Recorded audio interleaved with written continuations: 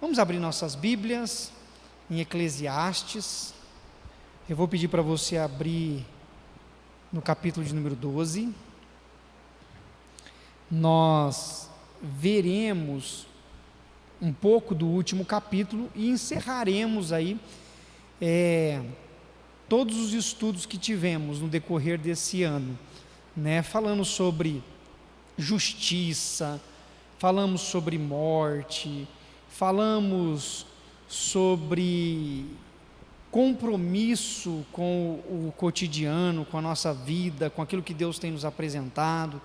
E hoje nós vamos para o último capítulo e veremos de uma maneira geral aquilo que o escritor de Eclesiastes nos apresentou e como ele nos ajuda a repensar a nossa caminhada, Isso inclusive nos ajudará aí a repensar atitudes e ações para o ano de 2024 também, Então, uma das coisas que é importante a gente retomar é que o pregador, lembrando que Eclesiastes significa o pregador, aquele que reúne a congregação, aquele que chama as pessoas para se reunirem com o propósito de ensiná-las, Essa é a ideia do texto, que fala o pregador que posteriormente, para quem estava lá na primeira aula, por causa do latim, se tornou Eclesiastes, o pregador se tornou Eclesiastes, aquele que reúne a comunidade, a congregação, e assim,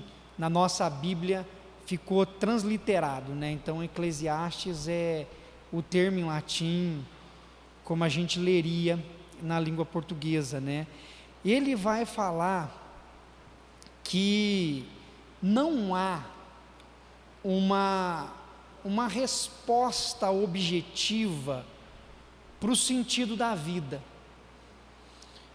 Sabe aquela tentativa nossa de às vezes entender os pormenores de tudo, em querer encontrar um significado em todas as coisas? O Eclesiastes, a conclusão dele é o seguinte: nem tudo tem explicação racional como a gente quer. Porque às vezes a gente quer fazer assim, poxa vida, se eu estou passando por isso, tem que ter um propósito. Talvez até tenha, mas não dá para a gente saber necessariamente. Em alguns momentos, em algumas circunstâncias, talvez nós saibamos, mas não em todas. Quando ele fala sobre isso, o que ele está querendo mostrar é que não há uma resposta simples para o sentido da vida, a não ser aquele que nós de fato conhecemos de uma maneira geral, mas aí pegando a Bíblia como um todo, que é que nós existimos para a glória de Deus, nós existimos para o louvor da glória de Deus. Deus nos formou a sua imagem, a sua semelhança, para que nós o adoremos. Mas quando você lê o livro do Eclesiastes, ele vai mostrar que debaixo do sol, a expressão que ele usa, nessa vida que tudo se resume à vaidade das vaidades, onde tudo é passageiro, onde tudo é névoa de névoa, aonde as coisas parecem que estão diante de nós, de repente elas somem, parece que problemas são imensos e de repente eles se resolvem, que tem coisas que parece que vai dar certo, depois dá tudo errado.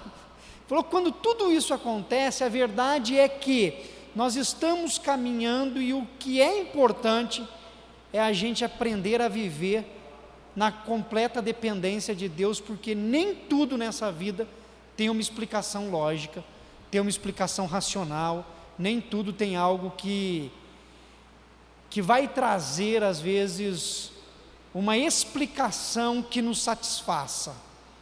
Então o livro do Eclesiastes tenta nos preparar para viver diante disso tudo. Quantas coisas a gente pergunta por quê? Por que disso? Por que daquilo? Por que não sei o quê? Por quê? Por quê? E às vezes a gente tem que dormir, colocar a cabeça no travesseiro e falar, Deus, eu não sei por quê, mas está tudo nas tuas mãos, não é assim? A gente queria saber por quê, mas nem tudo tem explicação. A gente se conforta, a gente se sente consolado em Deus por saber que apesar de nós não termos todas as explicações, continuamos crendo que tudo está na mão e sob o controle do nosso Senhor. É isso que nos conforta. Então, o livro do Eclesiastes, ele não vai dar uma resposta objetiva, ele não tem um grande final, vamos dizer assim, sabe aquele negócio, você vai lendo um livro que cria um drama, uma trama, e você vai acompanhando, e quando você chega no final, você descobre quem é o mocinho, quem é o bandido, como é que tudo, e terminou todos felizes para sempre. Não é assim que a gente espera o final do livro? O Eclesiastes não tem esse grande final, ele vai dizer, olha, que Deus te ajude na caminhada, porque a vida é marcada por momentos que a gente não tem explicação para tudo, mas que Deus conceda a graça. Então, não tem um grande final nesse sentido, de uma resposta para tudo. Mas o que o livro como um todo nos apresenta? O que é importante para o pregador? O que é importante para Salomão quando ele escreve? Eu anotei para a gente aqui. O que a gente vê num contexto geral do livro é que ele nos ensina a ter satisfação com a vida. Em vários momentos, ele vai dizer que é importante a gente ser grato pela vida que temos e assim viver com satisfação. Vai ter momentos difíceis, vai ter momentos complicados, vai ter momentos de lutas, mas que nós possamos viver satisfeitos com a vida que Deus nos deu. Uma outra coisa que ele apresenta é que gratidão é algo que precisa estar diante de nós. Nós precisamos, durante a nossa vida, agradecer a Deus por termos o fôlego da vida. Deus soprou sobre nós o fôlego da vida. Então nós temos que ser gratos por ela. Mesmo que nós venhamos padecer e sofrer em alguns momentos, é um privilégio poder viver. É um privilégio. Está certo que tem hora que dói algumas coisas no corpo da gente, tem hora que as nossas emoções sofrem, a gente passa pelos ciclos que não são fáceis, mas ainda assim Salomão quer nos mostrar que a vida, ela é um privilégio, e a gente tem que agradecer a Deus por isso. E ele desperta na gente a vontade de continuar vivendo. Ele sempre vai dizer, olha, lute pela vida, lute para continuar vivendo e vivendo bem, mesmo diante de todos os desafios. Acorde pelas manhãs e vá viver. Vá viver. Você enfrentou um problema hoje, põe a cabeça sobre o travesseiro e amanhã se acorda para um novo dia. Viva. Você enfrentou uma enfermidade, trave uma batalha com ela, mas procura viver. Você sofreu uma injustiça, peça a graça a Deus, mas continue vivendo. O livro como um todo, conforme a gente foi estudando no decorrer desses últimos, acho que 4 meses, ele vai mostrando isso, que a gente precisa ter vontade e buscar isso em Deus, em continuar vivendo, senão os problemas que a gente enfrenta debaixo do sol, e quando a gente se depara que tudo é passageiro, a gente pode às vezes querer refletir de que a vida não vale a pena. E quantas pessoas a gente conhece que às vezes desanima e desiste da própria vida, não é? Às vezes perdeu o emprego dos sonhos, às vezes o casamento acabou se frustrando, às vezes perdeu um membro da família muito querido. Quantos problemas nós não passamos que pode ofuscar o prazer em viver?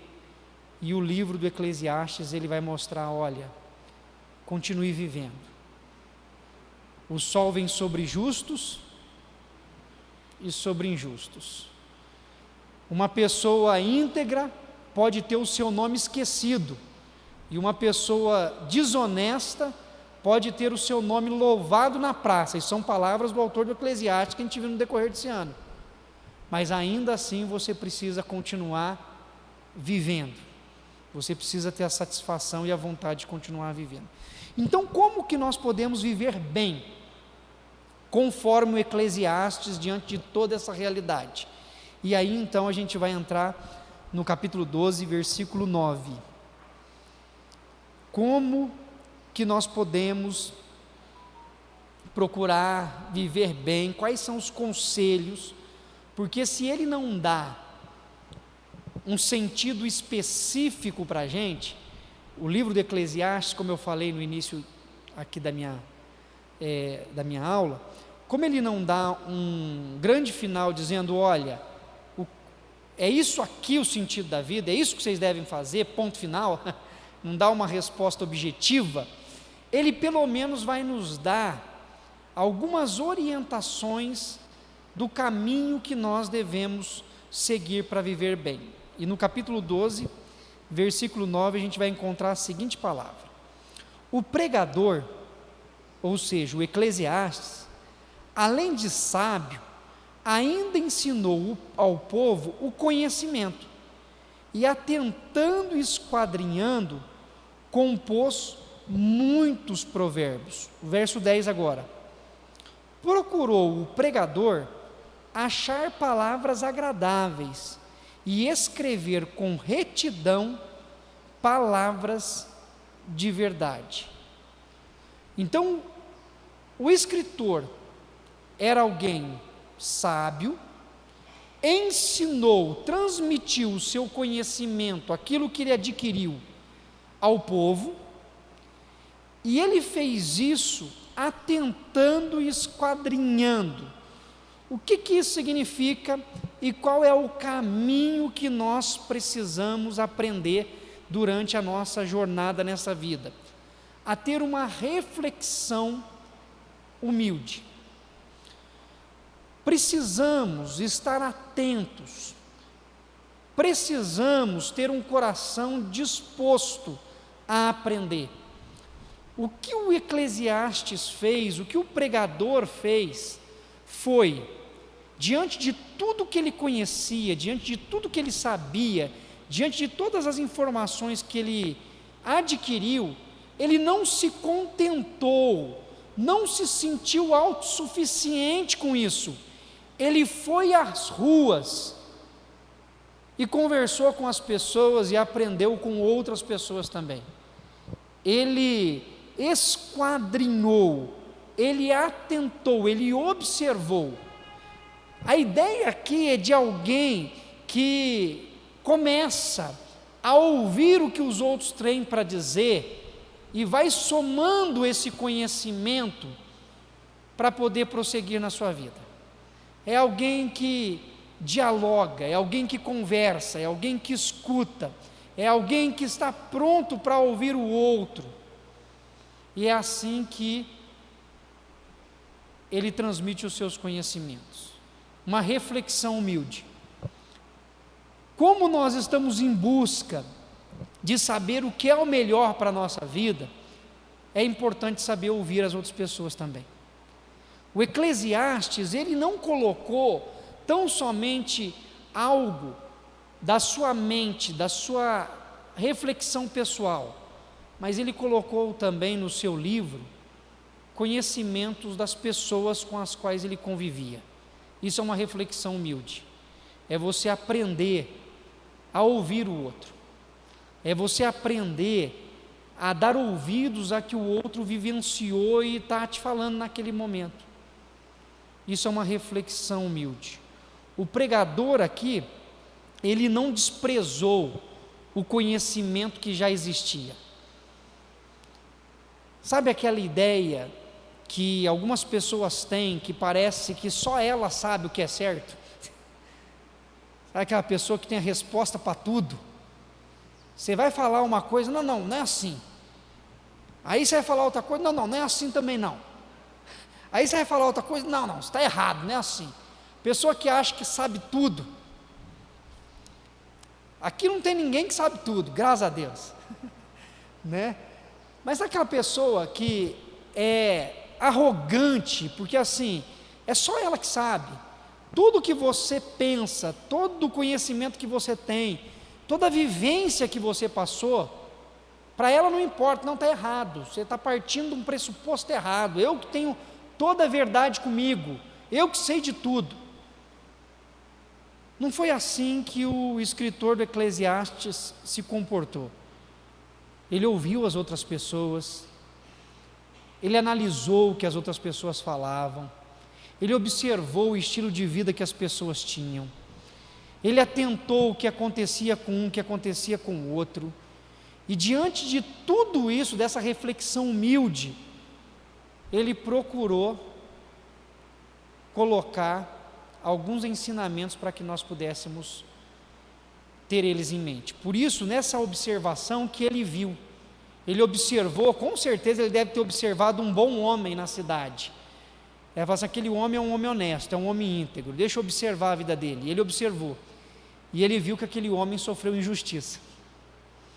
E aí ele observou outro homem, falou assim: aquele homem é mau, não tem uma boa índole, é uma pessoa que não age com honestidade. E ele viu que aquela pessoa se deu bem na vida. E aí ele chegou e disse assim: olha, observando, o que a gente precisa entender é que nem sempre aquilo que é correto vai receber retribuição correta nesta terra, debaixo do sol. E nem sempre aquele que é injusto vai sofrer as pagas da sua injustiça nessa terra. Como que ele percebeu isso? Observando, na prática. Quer falar, Wagner? Vamos lá, dá uns exemplos para nós aí. Não, na Bíblia nós vemos várias passagens assim. No livro de Esther tem Amã, inimigo dos judeus. Ele foi elevado à segunda posição do governo. E tinha o Mardoqueu, o Mordecai, que criou a rainha Esther. O povo judeu foi sentenciado à morte. Mas na oração e no jejum, eles reverteram essa história. Mordecai foi eleito à posição de honra do governo, e Amã foi enforcado com seus filhos na própria forca que ele fez para Mordecai. Então, a palavra de Deus, a dignidade, não que nós somos melhor que os outros, não. Porque quando eu erro, eu estou tendo a humildade de falar: não, eu pensava de um jeito, agora eu penso de outro. Não nas coisas essenciais de Deus, né? Por exemplo, Jesus é o caminho, a verdade e a vida, tem coisa que é imutável. Mas tem muita coisa que, com a sabedoria, a gente aprende. Então, a sociedade moderna está exaltando quem são os heróis da sociedade moderna. O traficante, aquele cara que destruiu a família dele, mas tem uma boa posição social. Então, os conceitos de Deus estão sendo apagados. Estão tentando ser apagados. Mas, com a sabedoria de Deus que a gente pede todo dia, de joelhos, para o Espírito Santo mudar o coração da gente, nós vamos chegar lá para a honra e glória do Senhor. Muito bom, Wagner. Então, o pregador, o que ele faz? Ele não desprezou o conhecimento que os outros tinham, e ele não se fechou para o diálogo. Ele esquadrinhou, ele avaliou, ele atentou, e disso ele fez uma coletânea e colocou no seu livro para que nós pudéssemos saber como agir. Então, assim, uma das primeiras coisas para a gente gravar: reflexão humilde. Nessa vida, procure sempre em Deus o melhor caminho para seguir, mas faça isso com o coração aberto. Quando você não souber o caminho a tomar, converse com um, converse com o outro, escute o que alguém tem para te dizer, converse com alguém mais velho que já passou por situações semelhantes a que você está passando, converse com pessoas que às vezes são mais novas que você, mas que enfrentou o mesmo problema que você está enfrentando. Dialogue, reflexão humilde. Aí nós nos lembramos da palavra que diz que na multidão de conselheiros há sabedoria, né? Não significa que todos os conselhos sejam bons, mas se você ouvir várias pessoas e buscar discernimento em Deus, você consegue, com uma reflexão mais ampla, tomar um caminho que seja melhor. E é isso que o livro do Eclesiastes nos ensina, alguém que observa, que atenta. Olha só, hoje de manhã, nossa escola dominical, nesse ano todo que nós tivemos aqui, né? Quantas informações, quantos exemplos, quantas coisas não nos foram postas aqui durante a nossa escola dominical nesse ano. Domingo após domingo, a gente conversou sobre muitos assuntos, muitos irmãos e irmãs colocaram suas realidades, colocaram a maneira como viam, quantos conselhos, quantos conceitos, né? Quantas histórias não foram compartilhadas, e a gente está falando de 1 hora no domingo pela manhã. Agora, quantas conversas nós não temos no ambiente que a gente trabalha, dentro de casa com a nossa família, no momento que a gente reúne os amigos, quando a gente está resolvendo alguns negócios, quantas coisas que nós não ouvimos no decorrer desse ano 2023, quantas informações boas, quantas coisas ruins também, né? Porque também a gente já ouviu muita coisa que a gente fala só Deus na causa, né? Mas a gente ouve. Então, a reflexão precisa ser humilde, e é isso que o pregador ensina para a gente. Olha só o versículo 11: as palavras dos sábios são como aguilhões, e como pregos bem fixados, as sentenças coligidas, dadas pelo único pastor. O que ele está nos ensinando aqui? Ele está mostrando para nós que durante a nossa caminhada da vida, uma das coisas que precisam ser postas em prática, além de uma reflexão humilde, é uma moderação corajosa na maneira como nós lidamos com tudo ao nosso redor. Por que uma moderação corajosa? Porque ele usa 2 metáforas aqui que são importantes para nós. Ele fala que a palavra dos sábios são como aguilhões e como pregos bem fixados às sentenças por ele pronunciadas. O que isso significa? Ele está usando o exemplo de alguém que precisa domesticar um animal selvagem. Domesticar um animal selvagem não é fácil, porque o animal ele tem uma força bruta, e ele quer viver livre. Só que a tentativa de domesticar um animal selvagem é para que ele possa usar a sua força de uma maneira canalizada para um objetivo. É esse o propósito.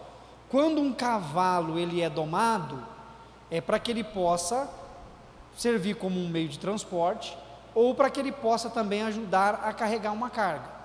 Há um propósito na domesticação, para que a força daquele animal bruto seja canalizada para um objetivo. Quando ele usa esse exemplo, ele está tratando disto que é muito comum. Ele está dizendo o seguinte: olha, na vida é preciso que você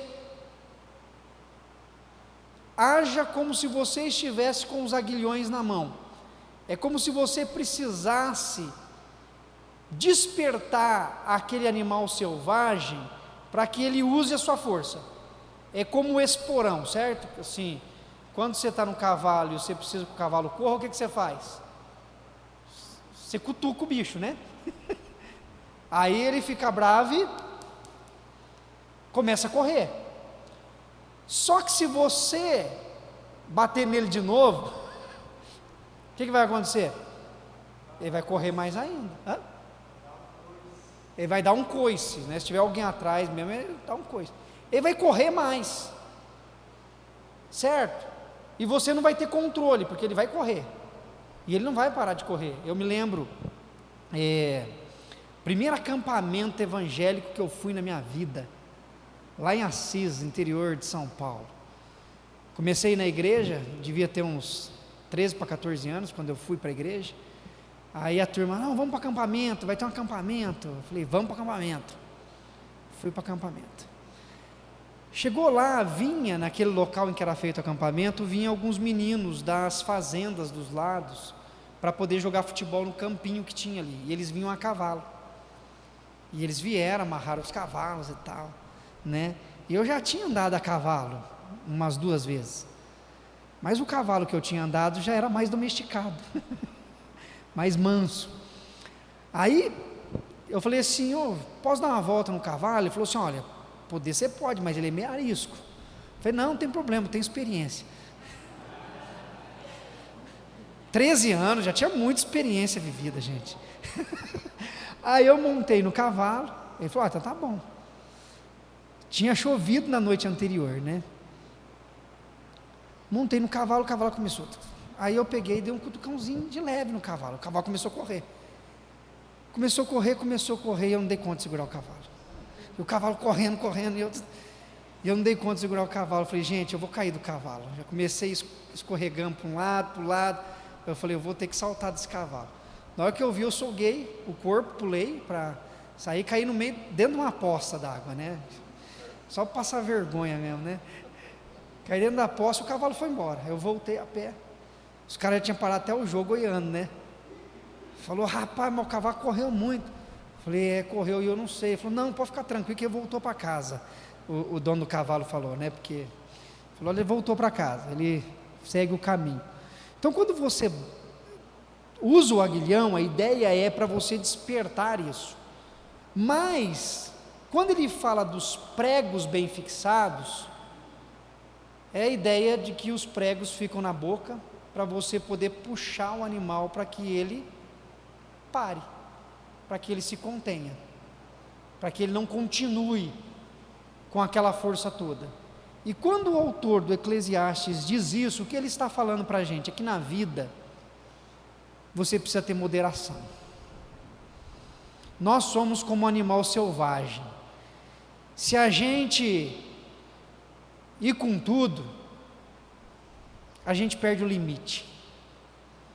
Então é a hora que a gente precisa ir, mas tem hora que a gente precisa frear. Tem hora que a gente precisa acelerar, mas tem hora que a gente precisa frear. Tem hora que a gente precisa falar, mas tem hora que a gente tem que ficar quieto. Tem hora que você precisa insistir, mas tem hora que chega de insistir também. Então o que é apresentado para a gente é que na vida a gente precisa de uma moderação corajosa. Nós precisamos de limite, nós precisamos de ensino, nós precisamos de orientação, mas tudo isso na nossa vida precisa ser bem administrado. É este o exemplo que nós temos da parte do pregador para a nossa vida. As palavras dos sábios são como aguilhões, elas cutucam, mas tem momentos que elas precisam puxar também. Nada na vida vai ser de um jeito só. Você já ouviu aquela pessoa dizendo: para você ou é 8 ou é 80, né? É sempre o extremo. Ou é o extremo de um lado, ou é o extremo do outro. O que ele está dizendo é que a vida não pode ser levada pelos extremos, não dá. Você precisa fazer o quê? Ter essa sensibilidade diante de Deus, de saber o que é o momento. Não é a hora agora de dar uma cutucada. Não, peraí, agora é a hora de dar uma maneirada. É hora de ir, é hora de voltar. Moderação corajosa. Então a gente vê isso presente para que nós possamos viver. É sensato viver, segundo o escritor, com equilíbrio e lidando sempre com mansidão, né? Por que lidando sempre com mansidão? Porque a mansidão bíblica, ela não é a apatia. Quando a gente fala de um cristão manso, não é alguém indiferente. A mansidão, ela é de fato o quê? O exercício da nossa força de uma maneira focada naquilo que é importante. É a força canalizada. Isso é mansidão. É você não perder o juízo, é você não perder o equilíbrio, é você continuar firme, mas naquilo que é correto. Isso é mansidão. Não é você ser conivente com erros, não é você ser indiferente com aquilo que está errado, mas é você tão somente saber, olha, esse é o caminho e a gente vai manter firme nele. Olha só o que diz Eclesiastes 11:9. Vira a página aí. Alegra-te, jovem, na tua juventude, e recreie-se o teu coração nos dias da tua mocidade. Anda pelos caminhos que satisfazem o teu coração e agradam aos teus olhos. Sabe, porém, que de todas estas coisas Deus te pedirá contas. Dá para você perceber nesse versículo essa moderação corajosa. Se você atentar às palavras do escritor, ele está dizendo, olha, se alegre na tua juventude, viva a sua vida na juventude, mas ao mesmo tempo ele diz, mas lembra-te que você vai prestar conta de todas as suas ações. Então, olha o equilíbrio, ele olha, não deixa de fazer as coisas, não deixa de viver, mas viva consciente, porque você vai prestar contas. Então, é essa ideia que a gente vê durante todo o livro do Eclesiastes. Olha o versículo 14 do capítulo 12, volta lá no 12 agora de novo, o último versículo inclusive, né? Porque Deus há de trazer a juízo todas as obras, até as que estão escondidas, quer sejam boas, quer sejam más. Ele fala, olha, viva a vida, mas lembre-se que tudo que você fizer, você prestará contas a Deus. Vá à luta, usa a sua força, mas usa com sabedoria e discernimento, porque você vai prestar conta das forças que você exerceu durante sua vida.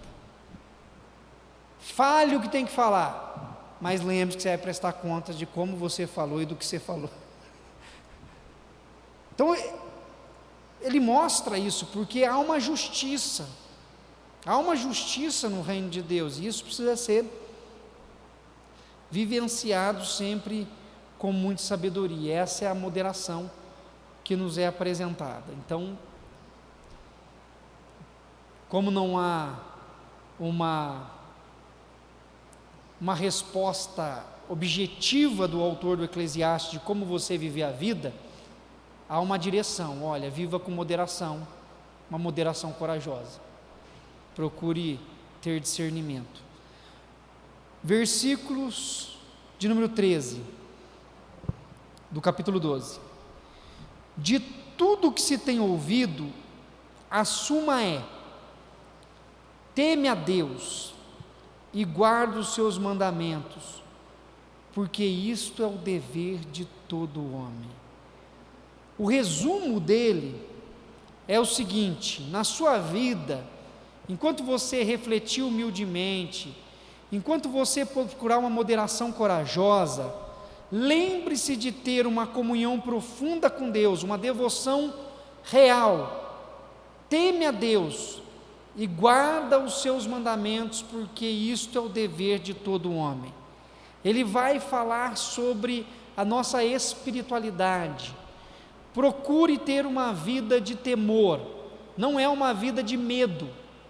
Há uma diferença em ter medo e em ter temor.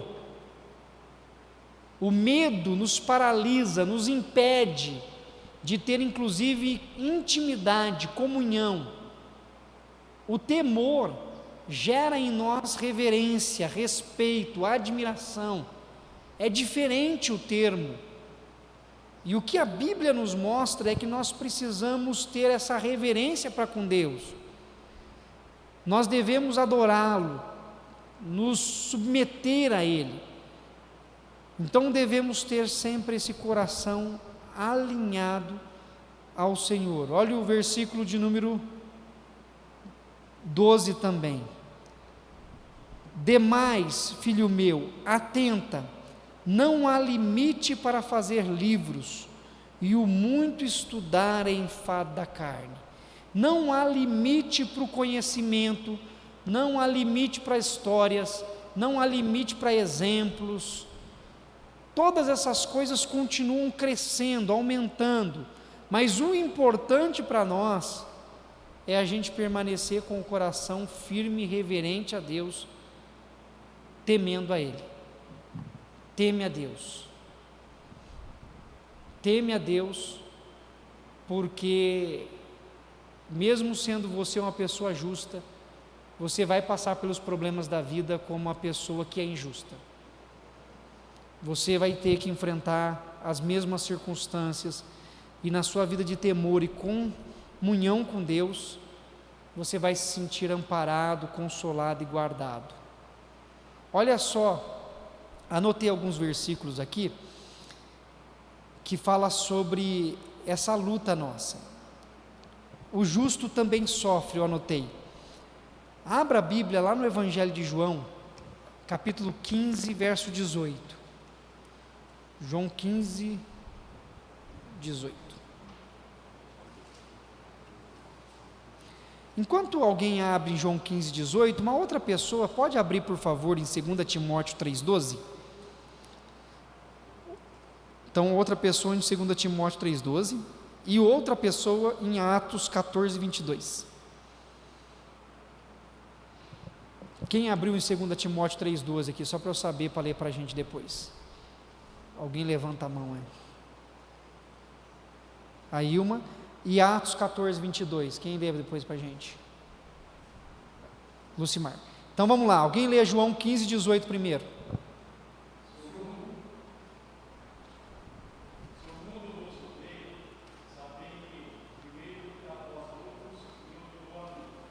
Olha só, se o mundo vos odeia, acostumem-se, porque infelizmente odiaram a Cristo e vai nos odiar.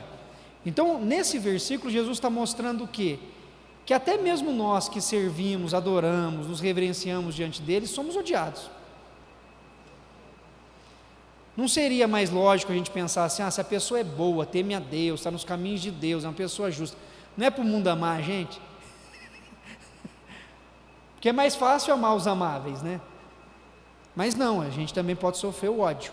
2 Timóteo, capítulo 3, versículo 12, Ilma.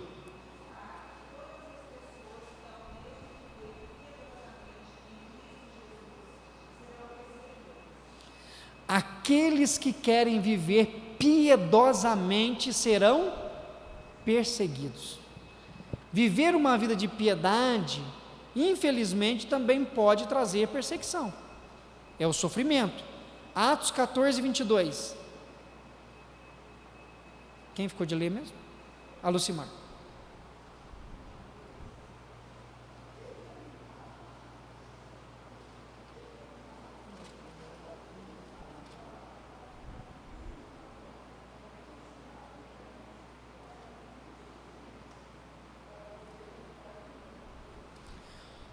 Os cristãos da igreja primitiva, da igreja do primeiro século, eram ensinadas desde o início que, infelizmente, eles haveriam de passar por muitas perseguições, por muito sofrimento, por muita luta. Então, o justo, ele também sofre.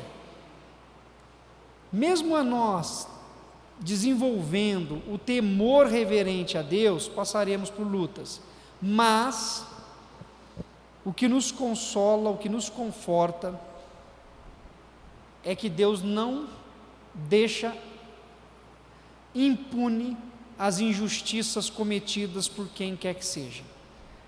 Há um julgamento divino, haverá um julgamento divino, e Deus tem o controle de todas as coisas.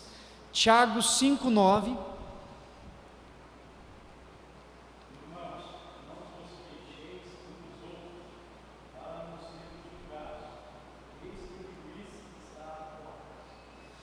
Eis que o juiz está à porta, não vos queixeis, irmãos, uns dos outros. Ou seja, Tiago está dizendo o seguinte: olha, tudo aquilo que é dito, falado, vai ter um julgamento. Deus é justo.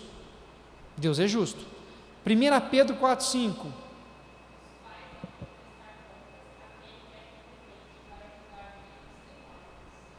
Ele ele há de julgar vivos e mortos.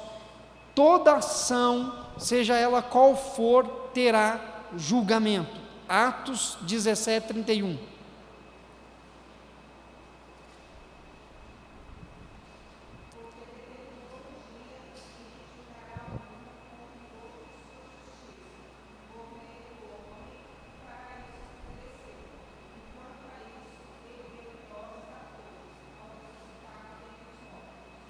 Julgamento de Deus. Deus há de julgar a tudo e todos.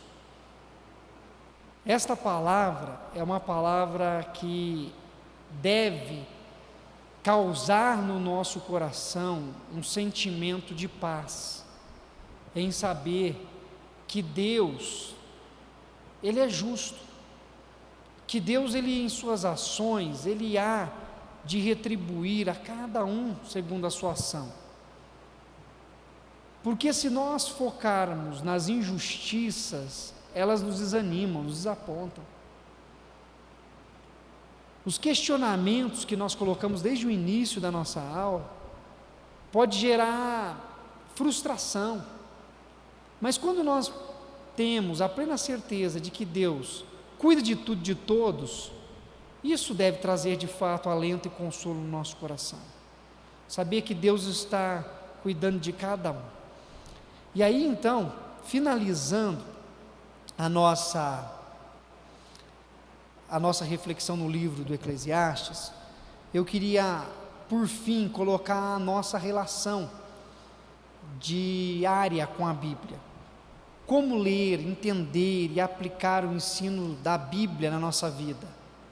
Qual deve ser o nosso olhar para as Escrituras como um todo, tanto no livro do Eclesiastes como nos demais. Aí eu anotei, de maneira muito objetiva aqui para a gente, que a gente precisa olhar para a Bíblia como um manual de instruções. A gente vai encontrar nas Escrituras orientações divinas para a nossa vida. Em busca desse sentido, na busca de lidar com os problemas, na busca de lidar com o nosso anseio pelas conquistas, a Bíblia vai nos instruir, vai nos apontar caminhos. Segundo, olhar para a Bíblia como uma referência para a nossa peregrinação espiritual. Como deve ser a nossa comunhão com Deus? Como lidar com os nossos desafios internos? A Bíblia, ela mostra a jornada de vários personagens. E é interessante que nós vamos observar que os personagens foram tratados e transformados de maneira diferente, às vezes, uns dos outros. Você pega a história de Davi, é diferente da história de Salomão. Você pega a história de Salomão, é diferente da história do apóstolo Paulo. Você pega a história do apóstolo Paulo, é diferente da história de Pedro. Você pega a história de Pedro, é diferente da história de Esther. Ou seja, nós encontramos na Bíblia referências que vão nos ajudar na nossa caminhada, que vão nos dar não só instrução para alguns momentos específicos, mas que vão nos nortear para que a gente possa crescer em comunhão e intimidade com Deus. Terceiro, olhar para a Bíblia como uma revelação dos mistérios. Tem muitas coisas que nós conseguimos discernir de maneira racional. Tem muitas coisas que dá para a gente pensar, observar, analisar e de uma forma muito lógica chegarmos a algumas conclusões. Entretanto, tem muitas coisas na nossa vida, na nossa jornada, que está além da nossa capacidade racional. E aí está o milagre da revelação de Deus em Cristo, em mostrar para a gente coisas que estão além da nossa reflexão lógica, e que está na nossa completa e total dependência de Deus. E a Bíblia nos mostra isso, a revelação de Deus. Então que nós possamos, nesse ano de 2024, buscar uma profunda comunhão com Deus, através de uma vida de oração, através de uma vida de reflexão, e valorizarmos e priorizarmos, além disso, além de valorizar, priorizar a leitura da palavra de Deus, o conhecimento daquilo que Deus permitiu ser revelado a nós, para que isso seja posto em todas as dimensões da nossa vida. Por que em todas as dimensões da nossa vida? Eu anotei aqui 3 dimensões da nossa vida. Uma delas é a do problema. Não dá para viver sem ter problema, certo? Dá para viver sem ter problema? Não dá. Então, quando você tiver problema, dentro da sua casa, procure orientação aos pés de Cristo sobre como lidar.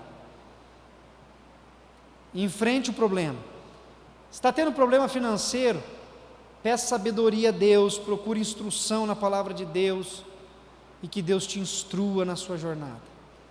Se está tendo problema de saúde, procure conforto no Senhor, procure na palavra de Deus direção. Há uma dimensão da nossa vida que é a dimensão dos problemas, não dá para viver sem enfrentar problema. Sem problema, só tem um lugar, na glória. Como o autor do livro do Eclesiastes está dizendo, ó, viva a vida, espera o dia teu chegar, então enfrente os problemas. Essa dimensão não vai ter jeito da gente anular, tá bom? Então peça a Deus sabedoria.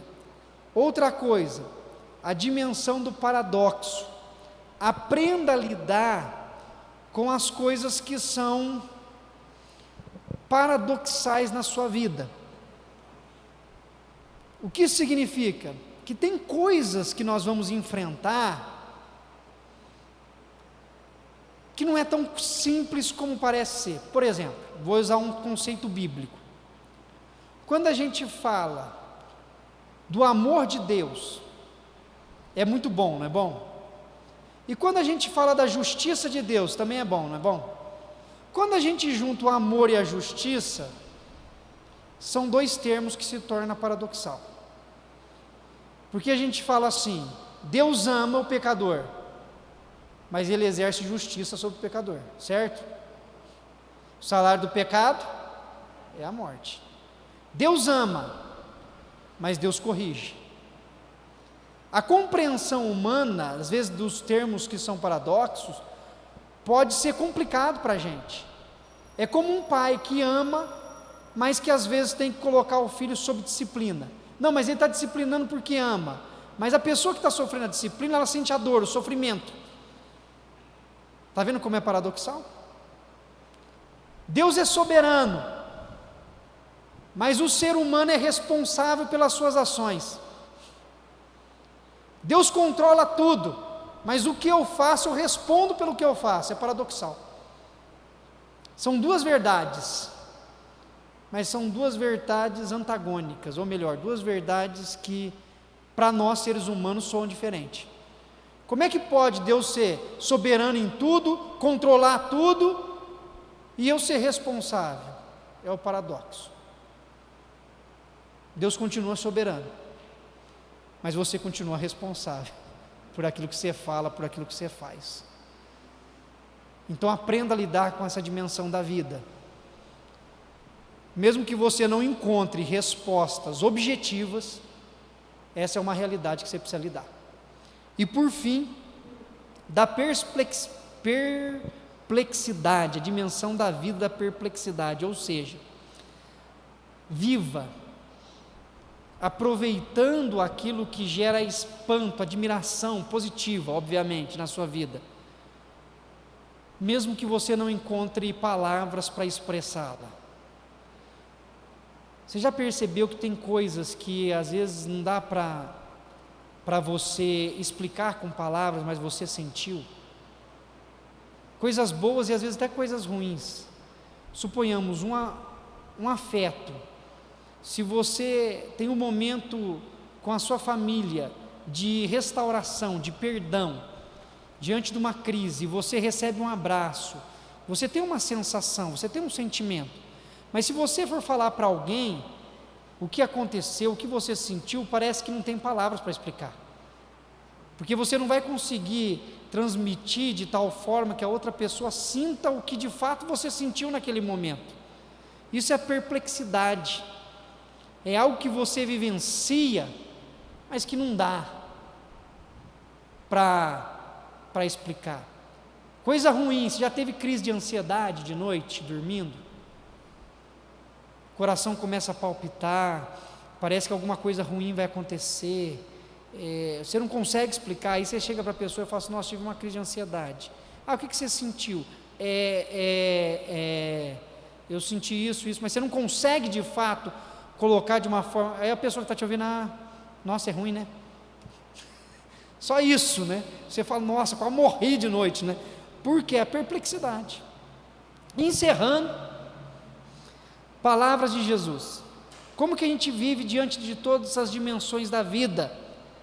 A gente vive com fé, com a fé em Cristo. E Jesus, Mateus 17, 20, e ele lhes respondeu: por causa da pequenez da vossa fé, pois em verdade vos digo que, se tiverdes fé como um grão de mostarda, direis a este monte: passa daqui para acolá, e ele passará, nada vos será impossível.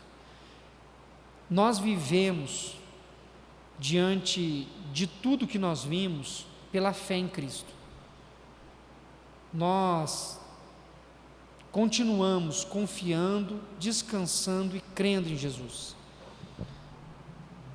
Hebreus capítulo 11, versículo 6 vai reforçar isso para nós, dizendo: de fato, sem fé é impossível agradar a Deus, porque é necessário que aquele que se aproxima de Deus creia que Ele existe e que se torna galardoador dos que o buscam.